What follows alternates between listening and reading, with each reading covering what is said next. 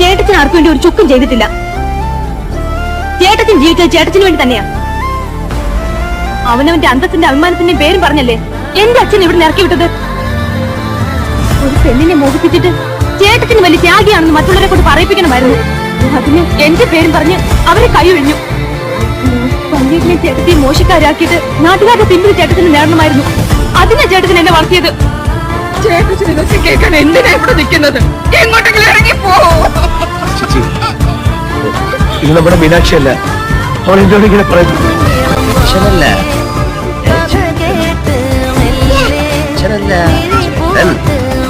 ചേട്ടൻ